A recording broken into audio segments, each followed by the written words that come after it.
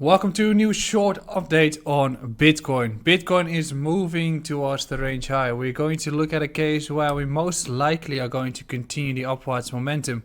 Rectember might be over. What is going to be next? That's what we're going to discuss in this update, in which we're going to focus on the trading aspect of Bitcoin, which has been moving a lot. And I've been covering the TA a lot on this one too, where we are currently fighting the resistance at 27k, and we've got some more crucial levels that we are looking at for a must-hold perspective here. In the meantime, we also have a case where altcoins are starting to break out left and right, so we're going to cover that a little bit more here. But first, make sure to hit the like button, subscribe to this YouTube channel. Also make sure to check out Bybit. If you sign up this month, you're getting 15% reduction on 2 months of trading fees, and you're going to get $40 free if you deposit $300. It's the exchange that I'll be using for my trading, for my active trading, because I'm using Bitfavo for my investment purposes. This action will only last for this month. Make sure to do it. Now, when we're looking at the important charts, first we have to look at the markets overall. We can see the dollar is holding a crucial level, so it's continuing the momentum, while in the meantime we also have strength on Bitcoin. What is happening? We've had a big day today, which is the fact that Europe has decided to raise the interest rate or the main refinancing rate from 4.25% to 4.5%. And we see that PPI came in just as with CPI. Core PPI came in as expected.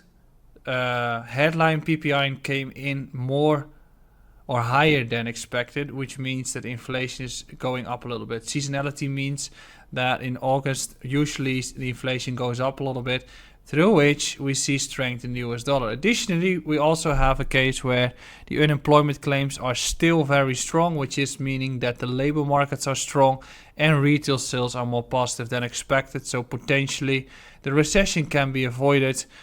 As with every bad economic data point, you can see that overall the markets are going down. But in this case, the dollar starts to shoot up quite heavily. I mentioned before that the crucial level for the dollar was the level at 104.35 to 104.20. As long as we held above there, we're going to continue the run towards the next high, which is this one. And I think we will. This automatically means that gold is having a suffering here and will start to look at a new low. The trend continues to go down, which means that I'll be interested at lows at 1884. The yields are still unchanged, so we're still going for the next important day, which is tomorrow, to see what the markets will bring there. Silver is super volatile, and Bitcoin is showing strength. Is it going to continue to last? That is the overall question here, as Bitcoin is still following through the TA that I've been creating previously. What do we see in this range? Well, technically we see a case of choppy boundaries, right? We've had a fallback in this range, and we've had a sideways period in which we started to break to the upside. We started to consolidate here, and I was mentioning a case that I'll be looking at entry points for Bitcoin at 25k if we take out these lows and then we reverse back in. Played out beautifully here. We've hit the lows, we've hit the level, we bounced back up, and we are technically continuing, and we are currently at the range resistance. What are the entry points for Bitcoin at this point? If you look at the entire higher time frame scope here for Bitcoin, we have to look at the index chart. You can see that we're building a beautiful range, which means this is very much comparable to the price action we have been witnessing in 2015. Let's go there. Here we have been establishing a range too. Sideways action for a long time. Couldn't break through it until the pre-halving run took place. In that scenario, we might be into the case where altcoins are also going to start moving from here, which we see. Now, what is vital for the Bitcoin price action is that we sustain above the 200-week EMA. Here we've got a range low, we've got another range low, we swept the low, and right now, as you can see, we are sustaining support above the 200-week EMA, which means that from here we can start attacking the range high. Most likely we'll be getting a case like this, and then we continue to move. So I wouldn't be surprised with a Bitcoin pre-halving to be as 45k.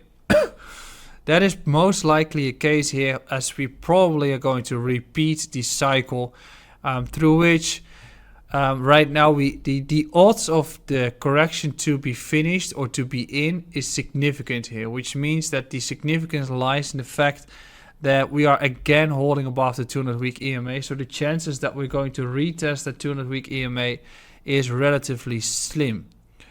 So if we hold above a few crucial levels, I think we're going to continue with the upwards momentum, which means that you technically want to look at a case of the EMAs to hold up to on a weekly time frame, which also means that for Bitcoin, you clearly want to see it break through 26.8. That is the important one. Preferably you want to see this and then consolidation before we start to break out. But if we cannot, there is an aggressive approach of holding 26.3 as a potential trade entry, but further 25.6 to 25.9 is the optimal long entry because it has been the range low for a month. If that is going to be retested, I think it is a vital long entry, just as the 25k level is a vital long, and I think you should be looking at that case for a potential trade opportunity here. Here at 27.2 and 27.8 are the crucial ones for upside resistance.